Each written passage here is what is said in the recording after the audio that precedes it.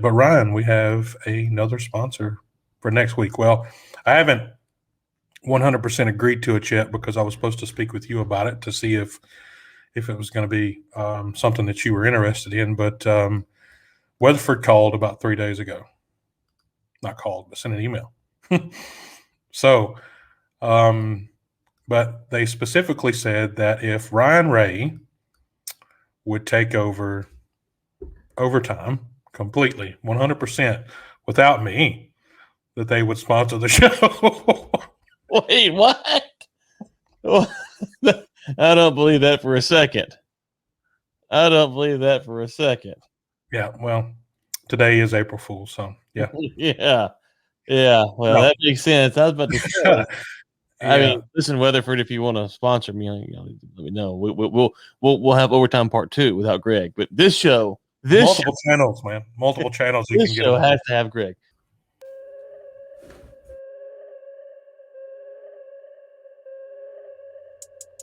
This is Overtime, a live series brought to you by Lynx and War Room Media, where we talk about basically anything we want. And here are your hosts, Greg Williams and Ryan Ray. Whoop, we're back. We're back. We are back. Wait, you're still there and I'm still here, sir. Are we actually back, or? Oh, you mean back? Well, we're back live. Back alive. Yeah, each week that we're able to continue the show and not be booted off the platform is a win for me. Well, when you're hanging out with people like me, you should consider it a win. That's so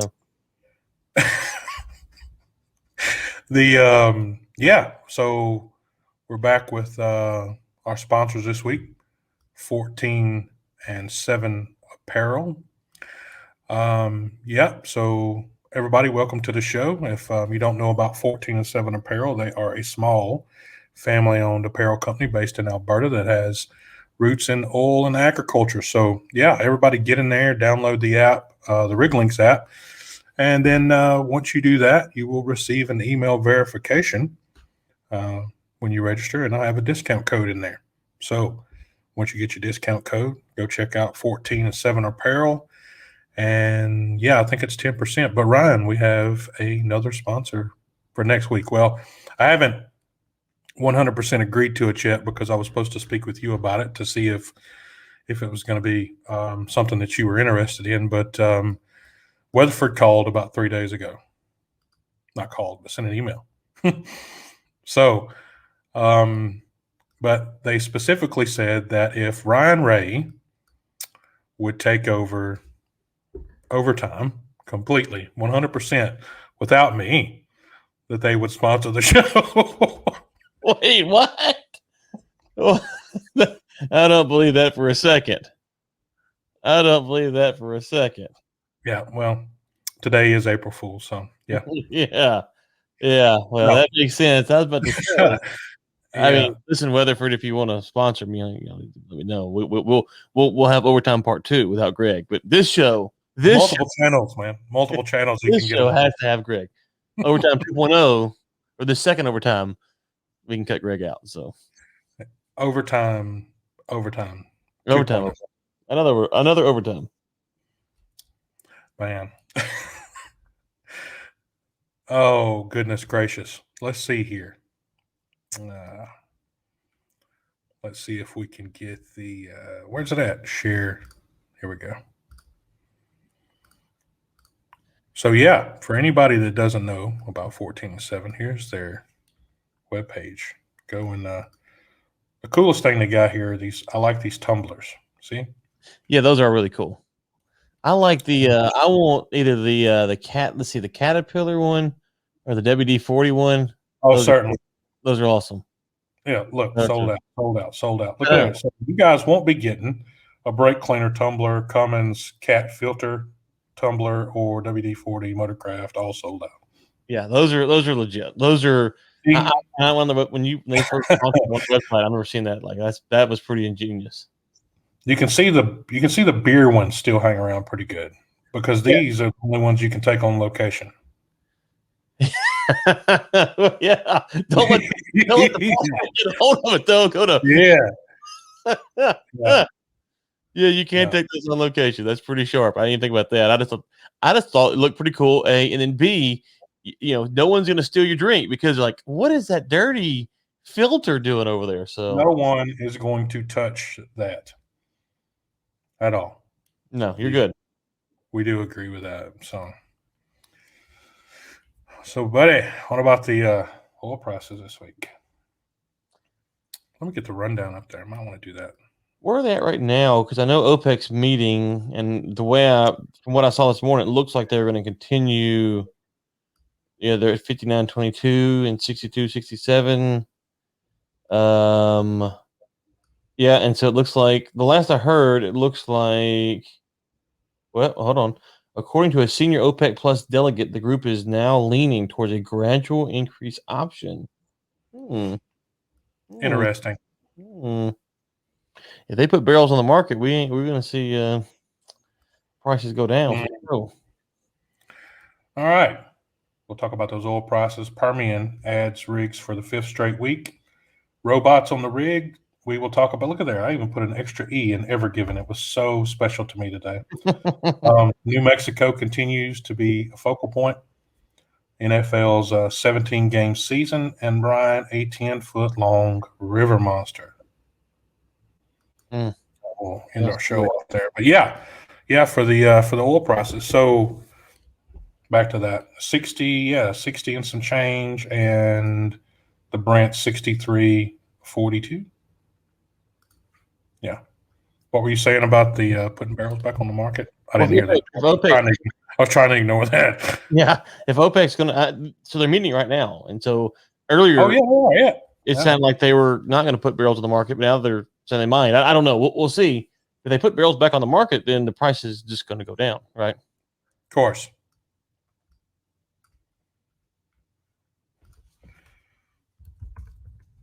Disconnected.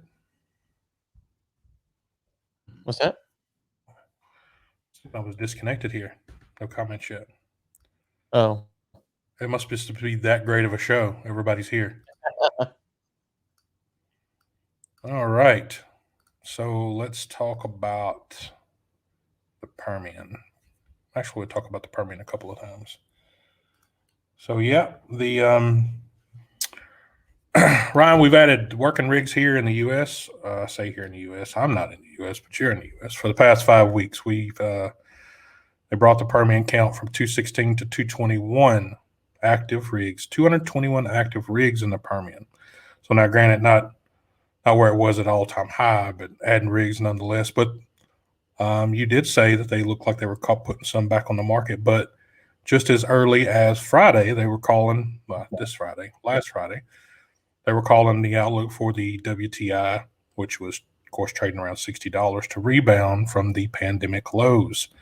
Crude price is likely to rally since domestic economy will also be bouncing back strong later this year as the vaccines are rolled out. So I don't know. We've been talking about rolling out vaccines and oil prices since January, and it all seems to be still the same. It goes up a little and goes down a little bit. Yeah. I don't know. I mean, Ellen and I covered a story on Energy Week this week. It talked about U.S. companies talking about their price, and if you kind of read between the lines, it feels like even though the rigs are going up, they're trickling up, and the price is decent, that there's not a lot of confidence in the market right now. And so, I don't know internationally, but at least in the U.S., I think there's a lot of concern.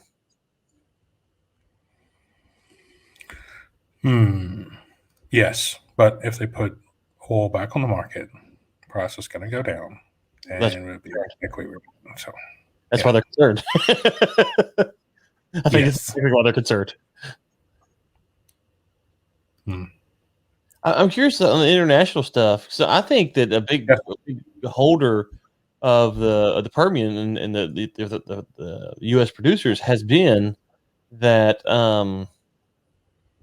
these monthly OPEC meetings, because it's like, okay, hey, OPEC could put it on, they could, within a month or 2 months or whatever. But these international offshore projects, those are done on a longer range. So are y'all seeing any kind of response, or are these kind of just being swept under the rug? No real concern, or how is that impacting your type of stuff? Well, I mean, when you look at it from a marketing or a tendering perspective, the larger amount of tenders that's being seen on the market right now are all from the NOCs. So the IOCs are sticking with their shorter term plays.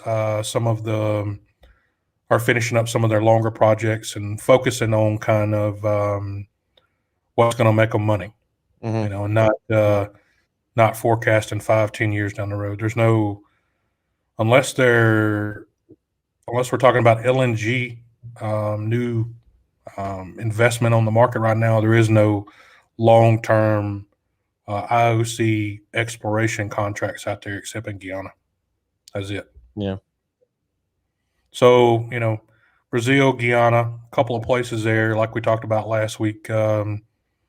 Mexico, some places it's not really big with. So your IOCs are really focused in those areas. Everywhere else in the world, the NOCs are kicking it, big time.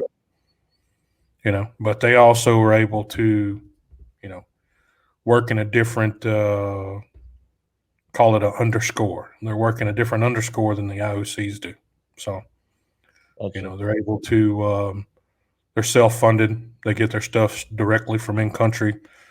Their bases are local right there. There's no having to bring people in and out of the country to do what they mostly have to do. So they're pretty self-reliant for the biggest part. But the problem is the rates and the pay, and there's still so many ships on the market. So internationally wise, land work is picking back up though. Some of the stuff that Weatherford had previously, and there's some new contracts being signed, in the southern part of the Med on shore there. So there's a lot of work there. Just depends on where you're at. And I think there was another big contract KCA just got. So there's plenty of land work going on internationally, but still pretty depressed. I think the utilization rate for the actual drill ships is going to be edging toward, or edging. What is that? Was that even a real word? Edging toward. I was wondering. Easing. I didn't know you were going with that. Edging. Yeah, it's going to be edging toward, I think, closer to 80% sometime here close in the future. So that's something we haven't seen in a while. So Edging. I haven't seen Edging in a while either. So no. If you have to go look at an EGN, you probably are in a bind anyway. Okay, so here's the latest update I got. OPEC Plus is debating a 350,000 barrel per day raise in May and 350,000 barrel per day increase in June and 400,000 in July. So that'd be 700 plus 400 would be 1.1 million, right? That's actually not bad. If that's how it goes, that's not bad. It's better than dumping one on, It's better than getting stuck in the Suez Canal. So yeah. I mean, yeah. I tell you, Greg, and I've kind of, early in this year, I was kind of like, I don't know why prices are going up. The prices have gotten softer, and if you read the Saudis' comments this morning, seem to indicate that they still think demand's soft, and so that they're reluctant to put the barrels back on the market. And I think you're right. And so I was stunned. I was like, I don't know why prices are going up. And so it's like a crazy thing. For price. Yeah. So I mean, and now you're starting to hear, are we going to have more COVID lockdowns? And if we have more COVID lockdowns, then I don't know. I know there's some stuff in Europe I saw yesterday. Yep. So same song, different dance, something like that. Different. Well, guess that puts us on our next one here. Same old song and dance. But this one's not a same old song and dance unless you're using robots, man. So I saw this from Rystat last week. I shared it on. How stupid were they to share this? Okay, so Ryan, we're already seeing a massive shift to save cost. Either it be labor, materials, service, whatever, especially in the drilling contractor servicing side of the business. But I know that also applies to many other spectrums, but this is the one I'm in, so hence the chat we're going to have about it. But Rystad's claiming that robots could save upwards several. I have some serious problems talking at the moment. Several $billion. Billion with a B. Yes, B. billions by 2030. Other than saving lives, okay, so I did make some comments on LinkedIn the other day. Other than saving lives and using them in risk-prone operations to get us to a place where, we don't hurt people, I have a few things I want to put out there about it. But if I'm currently selling an entire 6th-generation vessel to a scrapyard for, say, around $20 million, what makes me want to buy a robot that'll take probably a few years to get the value back on? First off, there is an apparent thing there. You're going to be letting go of personnel. That's number one. Number two, there's a learning curve for now the maintenance crew on board to grasp some seriously high-profile repairs. Mm-hmm. Number three, it depends on where and when the robot decides to take a dump. You may be in a position to lose more than the robot's actually worth on non-productive time. So, I mean, the answer to that would be we buy more than one robot. Okay, so we double the cost. So I don't see this being something in short term anyone would be interested in. What do you think? Yeah, so when you think about robots, like we've all seen the picture of the auto manufacturer assembly lines where the robots are constructing the cars. Hey, Neighbors is using them, man. What's that? Neighbors is using them on shore. Yeah. Yeah. Well, okay, right. So you start thinking about all the intricacy, all the integral jobs that you have to have, and there's only so much that the robot can do, right? It can't do. The robot's in a fixed position, unless it's some kind of new robot I haven't seen. It's a fixed position. Well, it's in a fixed position, but it's like it's got something like it's got so many access points. It's actually programmed or to do the actual same position and up down manual labor that a human's doing, at the rotary table drilling. So, it's I have seen them do, a few things. I've seen them, lift drill collar subs off sub racks and install them at the rotary table. I've seen this. Okay. Yeah. I've seen it do some things like this. But the main point, especially whenever I posted on LinkedIn the other day, we had some comments on it. But the main point is that if you're working it depends on what region you're working. Say Neighbors can, spit a rig out right there in the Permian, throw a robot on the rig floor, knock it out, be done with it. It's right there local. Your ET can go right up there to the rig floor, knock it out. It's probably got its own little trailer house sitting out there. It's all the dashboard and lights and stuff in and everything else. But take, for example, I can probably, run a crew for, 3 or 4 years in, say, Indonesia for what it costs for a robot.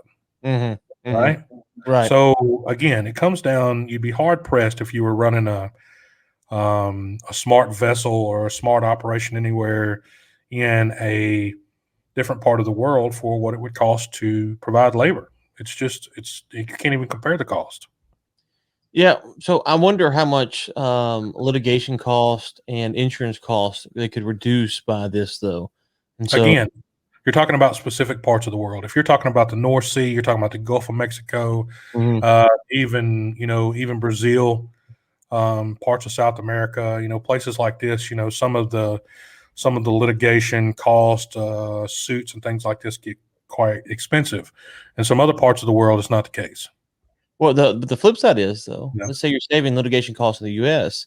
When you go down to to Brazil or whatever, part of what you're wanting to do is employ locals at some level, right?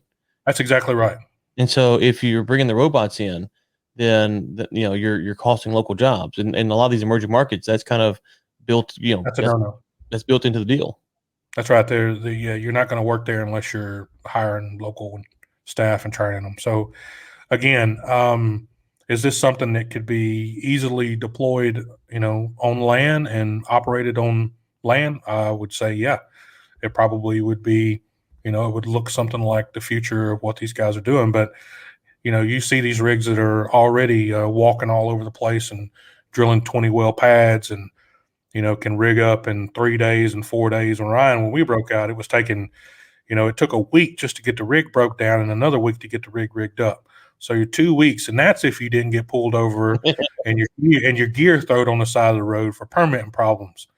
So, Right. and at the end of the day, it depends on what rig you're on. I mean, back whenever I broke out, I was working on a Cabot double, and the only guy that had a license to drive it was the tool pusher.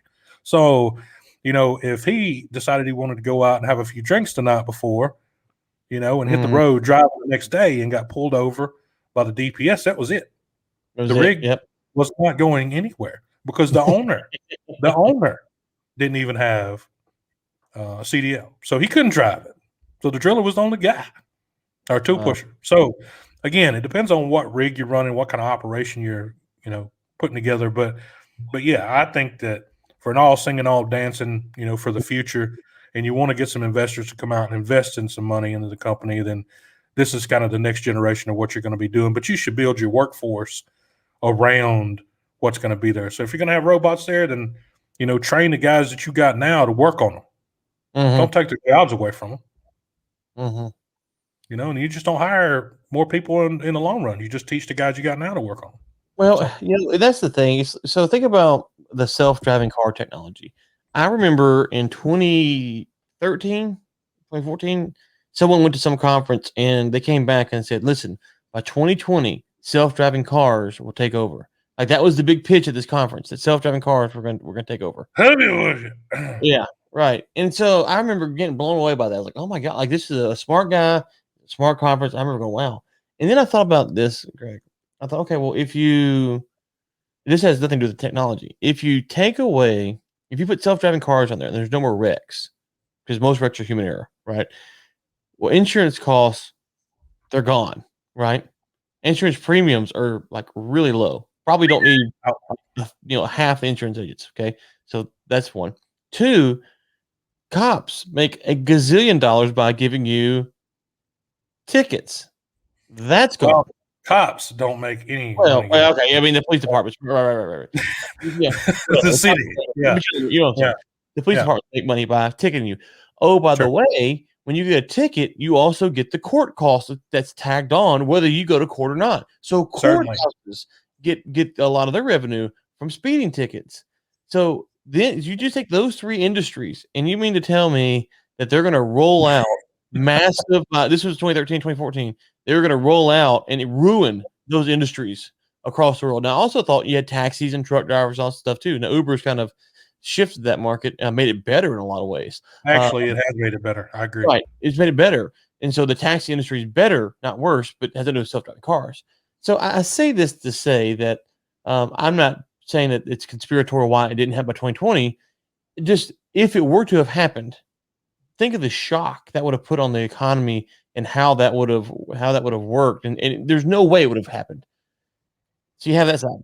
Then you also have the technical side, which is how hard is it to figure out how people drive? We drive a lot, and there's people that are cutting lanes, and it takes millions and millions of miles to have a car to be able to self-drive. So when I read these stories, I'm thinking, okay, what is it going to do, or how many people do you need out there if something goes wrong? How far can the robot go? And can you have one guy or two guys or two gals or whatever it is out there that can fix something if it goes wrong? Can you? Because we know things can go bad really quick out there, and so can you? So I think those are the things that I think we have a long way to get on the tech side that we kind of gets overlooked. No, you're right. But I mean, early in the so that would have been probably 91, 92.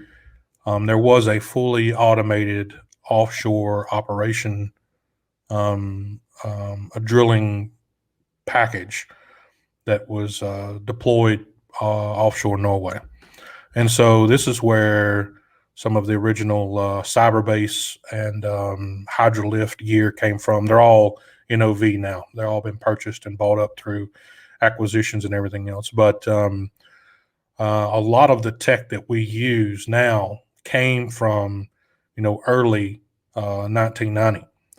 And we call it upgraded. We call it smart systems and everything else. But we're actually still working with 20-year-old technology, stuff that we were using 20 years ago. So Maxine makes a great comment here.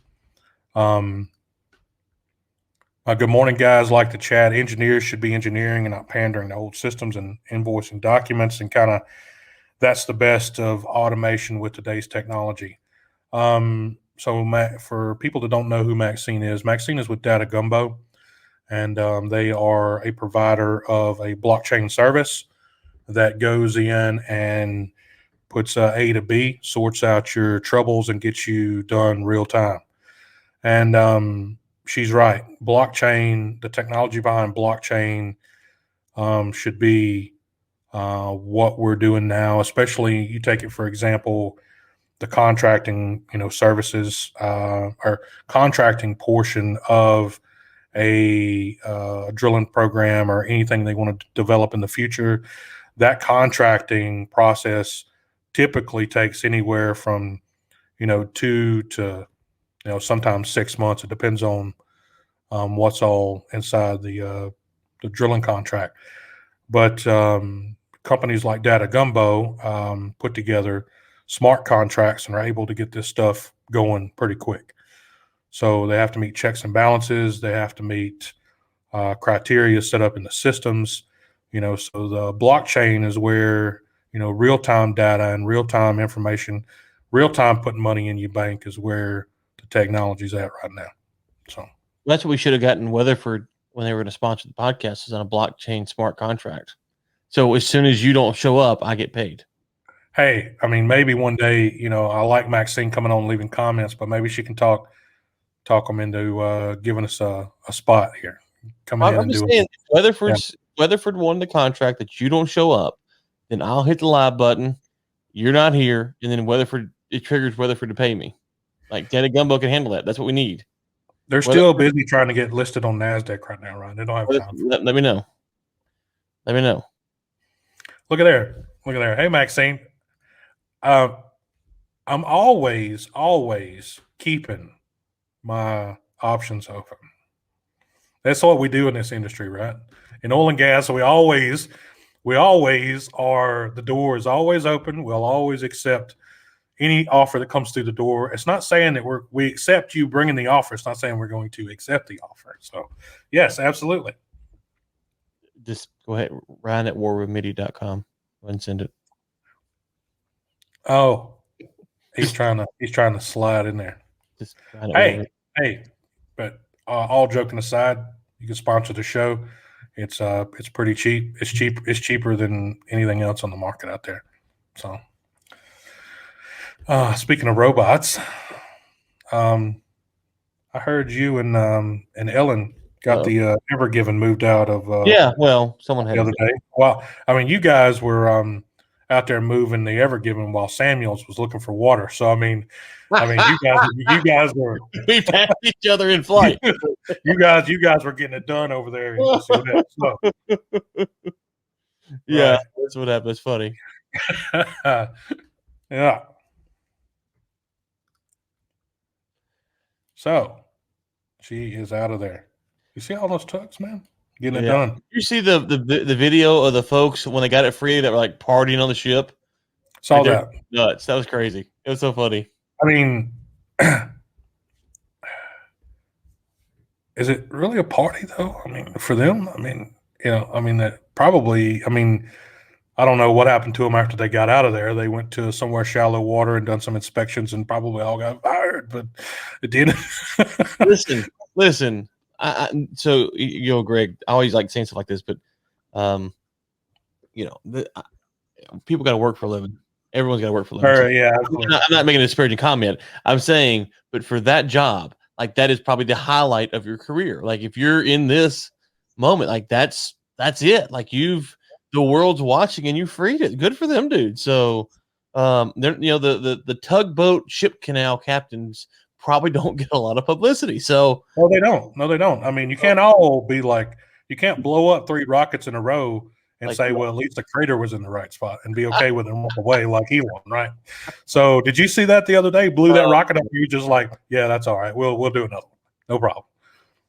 I mean, how much money government money are they getting for that? I don't know, man. I don't know. Yeah. So let's move over and talk a little bit about New Mexico. So Ryan, we know how much work's been taking place in New Mexico over the years, but wanted to share with our listeners just kind of how much work. So in 2020, they produced 367.8 million barrels of oil, produced 1.9 trillion cubic feet of natural gas. They ranked fourth in the nation for export. The other three were West Virginia, North Dakota, and Wyoming. They generated $2.8 billion of revenue from oil and gas production, including $1.4 billion for public education. I'll say that again, including $1.4 billion for public education. They concluded that New Mexico was a place to continue to produce despite the market's decline. So, any thoughts here about New Mexico's future? I think it's still going to be exactly like it was, in 2019, 2020. They're still going to be doing probably the same thing they're going to be doing, man. I don't see much of a change there. There's going to be no new exploration at the moment, but Well, I don't know. I mean, I think you got the federal leasing ban from the Biden administration. That's mainly New Mexico for Permian. Yeah, but we're still pumping. We're already pumping, man. They can't stop the stuff pumping. So yeah, well, you got the new ones that it depends. And then New Mexico has their own. You're right. I think what would probably put a little bit of a damper on that is probably the emission regulations or the carbon regulations. That's going to probably bring Thor's hammer out later on, say, "Oh, you can only turn on the pump jack for 2 hours a day." So, regardless of what you get out of the ground, you only got 2 hours a day to get it out. So, did you see that Biden's trying to pay for all these orphan wells to be capped? He's going to send people all over the country to drive out to all these wells to cap these orphan wells because we're stopping methane leaks. Methane leaks, orphan wells. I got a methane. I got a methane well. I mean, New Mexico. Hey, look, and everybody out there. I mean, people can get pissed off at whatever they want to get pissed off at here, but the wells that are drilled on federal property have to go through a review process and approval to be permitted. Mm-hmm. So if you have orphan wells on federal property and they're not capped and not plugged, then the guy that did the permit approval. These were just wells in general. I'm just talking about federal property. Okay. Okay. So those wells go through a different process than me going out and drilling in John Doe's backyard. Yeah. So it's slightly different, and it's just like we talked about before, Ryan. Some of the things that are happening here is like you're your own worst enemy. So that's the U.S. government going right back at it again. So. Well, in New Mexico, the other problem is they've looked at guidelines for making drilling tougher in their state apart from the federal stuff. So we'll see. I have seen the last 3 or 4 days that stuff, going on in Alaska, man. It's great. So there's work going on there. So Hill Corp's got a couple of wells they're going to do on land, and it looks like 6-8 months worth of work offshore that got permitted. So it's good. Mm-hmm. Hey, not saying that we hung the moon here, but when we got all the federal property that's basically shut off in the U.S. from doing any work on it, and the guys are getting to do some work in Alaska, and we're not being able to do any work in the States. It's Alaska is a state, but I mean down in the continental United States. It says a lot. So. All right. So getting out of the market, we're going to go over here and talk about a little sports. So Ryan, NFL is going to a 17-game season. So is this, from what I understand, the players had to agree to it as well, but I'm sure the viewing is down. Attendance is certainly down. Yeah. But the commissioner, Mr. Goodell, said it was a monumental moment. I bet it was. I bet it was like everything else. They need the revenue, I'm sure, but one of the things I was reading on it is that some of the previous records that were set will now be kind of up on the chopping block. That's like the 19-plus wins, Peyton Manning's passing yards, also his touchdown passes, Eric Dickerson's rushing record. I mean, So do you see this kind of like a big move? Kind of like, oh well, we need to somehow we need to pay these guys, so we'll just add another game. I'll be honest with you. I didn't want another game. I love football. I love NFL football. I don't know why we're doing this because, I mean, there are enough bad teams as it is. So, we don't need another week of watching bad football. Oh, I mean, especially that late into the season, everybody's wore out and ruined. right. And so you think about last year, the NFC East with the Giants, the Eagles, the Cowboys, and the Redskins. None of those teams were any good, and they're all fighting for a playoff spot because they're one of them's going to win the division. It's like, right, so we get another week of that. Yay! And the other thing is, to your point about the records, the records. I'm not a big records guy, especially offensive records, because they change. Come on, man. Well, There's a lot of goats out there. Well, yeah. Well, okay. So the way the game's played now versus when I was born in '85 is just different. So how good was Marino in '85 versus how good is Drew Brees in 2015? Well, the games just play different. Pass interference is called different. So the stats, they're the stats, but they're just not the same. It's like with baseball. Each era has its own stats. So stats should be confined to the era that they're in. But that being said, if you play 16 seasons now, you will have actually played 17 seasons under the previous format, right? Because you get one extra game per year for 16 seasons. That's one game, which would be 16 extra games, which is how many games? I mean, how many games they play now? So, or they played last year. I'm trying to, yeah. So if you played 16 years. Right. Yeah. You're right. It'd be a whole extra season under the previous. Yeah. And so, which means, so it's not just a season. It's like, let's say you only played 8 seasons. Well, that's half a season you got. But you get to play one extra game, and that could be like playing the, I don't know, the Texans or the Browns or the Bengals or some organization that's really down. You get to thump them every year. Well, that's a big difference than having to play, the Patriots or the Steelers. So for some teams, it will really help them, and for some, it will disproportionately hurt them as far as the stats go. So whatever, it's a money making deal. I don't care about the players. Totally a money making deal, man. I mean, they just signed that big thing with. Who's doing all those at Fox, and Amazon's picking up. Mm-hmm. Amazon, I think, is picking up like Wednesday or so, Right. some kind of obscure day of the week or something. So I mean, yeah, there's a huge amount of money, in the televised side of it. So I can guarantee you that was actually part of the continuing discussion from that. Yeah. Previously, I mean, that was just about, what was that, 4 weeks ago, I think. Yeah. This one more thing. Everyone talks about player safety. The players, listen, I don't know if 17 games is too much of the body or not. Obviously, I'm not an NFL player. They voted for it. They voted for it because they got more money. Yeah. It was a close vote. But if they don't want to play, they just quit. It's really simple. It's that simple. If you don't want to play, just retire. Go home. And so, and I think this is a little bit, it's the media when they cover some of these things like, oh, well, it's too much of the players. I remember a few years back when the players started suing over concussions, okay? And at the same time, the NFL was going to ban the wedge kickoff return protection, which, if you don't know what that means, the front 5 guys would run straight back and form a wedge, a line like this, and then the kickoff would run and just blow into it. It was huge collisions. And the NFL was trying to get rid of that. So they banned the wedge protection because it was a huge cause of concussions. So you have the lawsuits from the 80s and 90s about concussion protocol not being in place. And the NFL is banning the wedges to reduce concussions. You know who got mad? The players. Because they're like, we're costing people jobs. We're losing jobs. This is my job. I'm the wedge setter. It's the highest concussed position in the sport. And they got mad about it while they were suing over concussions. And so the players want to play. And if they don't, they go home. And so U.S. government, if you're out there giving permits and you're not plugging your wells and you're paying to go back and pay people to do it, same as the NFL right now or before. So. Exactly.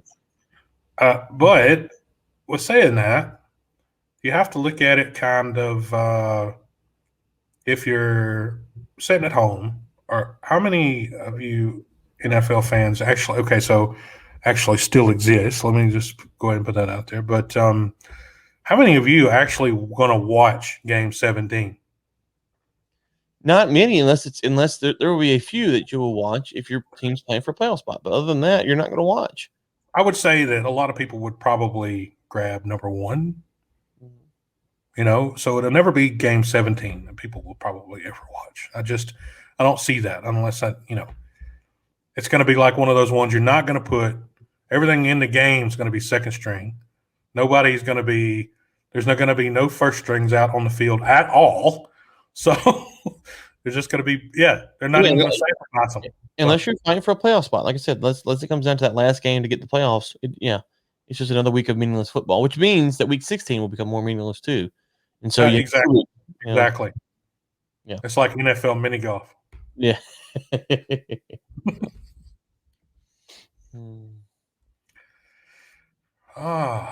So if you're just joining us, just a reminder about 14-7 Apparel. They are our sponsors this week. We talked about these tumblers earlier. And for some reason, they still have all the alcoholic tumblers, Ryan. So maybe they'll sell out of those from sponsoring the show. And anyway, go download the Lynx app. Once you get registered as a member, you will receive a email verification with a code in that email. Then jump on over here to 14and7apparel.ca and get your 10% off today. One more story for today, Ryan. You're a big fisherman, aren't you? Love to fish. Okay, so I figured this would be a bit of interest. There is a river monster out there. A 10-foot arapaima, let me just pronounce this correctly here, arapaima, washed up on the shore of Cape Coral's J.C. Park along the Caloosahatchee River, which runs from Lake Okeechobee west to the Gulf of Mexico. They are native to the Western Amazon. Okay, Western Amazon, Florida. Okay. That's just about as far away from each other. I'm not saying that it's other side of the planet away from each other, but it's a pretty good clip. So, Ryan, how do you reckon? Have you seen a picture of this thing yet? That is an arapaima. Now, how do you reckon that thing got up there? It swam. Now, for anyone that is struggling to imagine the size of 10 feet, which I hope you're not, but that's twice the size of a normal man. That's huge. Not an extra large man, but a normal man. So here's another photo, right?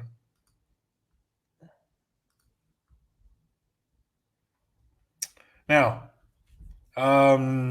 wow. They say its scales are basically like armor. They look thick. They are saying that there are more of these likely to be in Florida. Look at that guy. I'm going to go catch one. With what? Rod and reel, man. What do you mean, what? Rip his leg? These fellas here caught this baby with they got no shoes on, no rod and reel in the picture. That's down in Brazil. That's not in Florida. And that's in Amazon. That's in the right. It's serious down there. That's a real. They probably hand grabbed him. Huh? Noodled him. They probably hand grabbed him. Just went in the water and grabbed him. Look at this guy, man. I mean, that's a. I mean, what we have, man. What do we have, Ryan? We have gar. That's what we have. Yeah. Something that looks like this on the head. Our gars are tarpons. So there's two of them we have where we're at. Gars are tarpons. But I bet he doesn't make any friends. No, you got to tie a pork chop around his neck to get someone to play with him. He's ugly. Can you imagine these little flippers right here when you're pulling him out of the water? Yeah. Little Nemo-looking flippers. Yeah, man. Listen, my dream would be to travel the world and fish. I've caught fish on 2 continents. That's something I'm very proud of. Not that it's a big accomplishment. It's just that I did it. So it's just, I would love to travel like the what's the river monster guy? Oh man, that's dream job there. Dream job. Let me see here.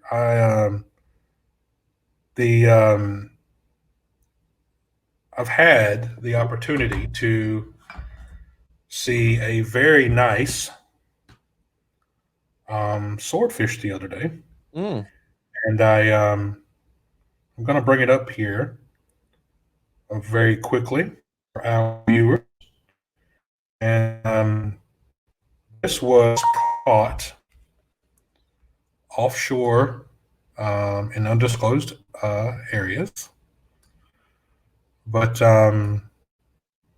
it was very, very large.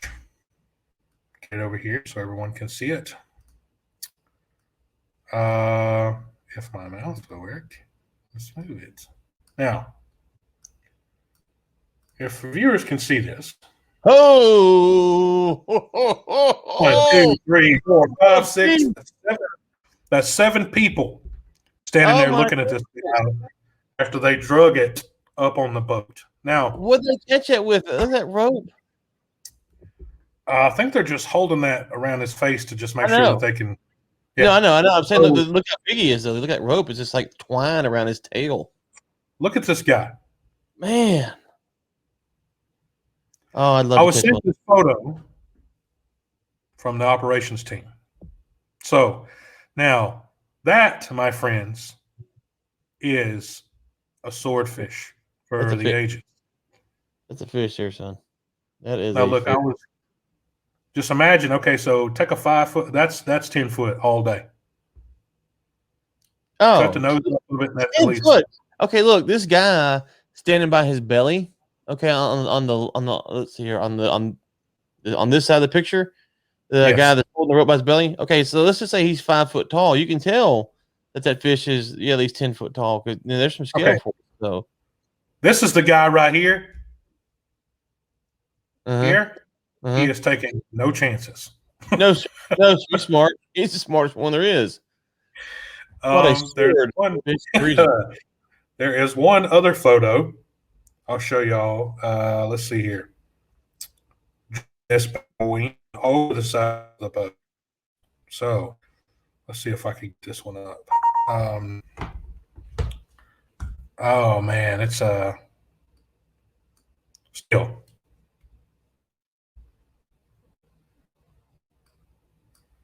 Let's see here. There they are, struggling. I see the same picture. Oh, there it is. Oh, yeah.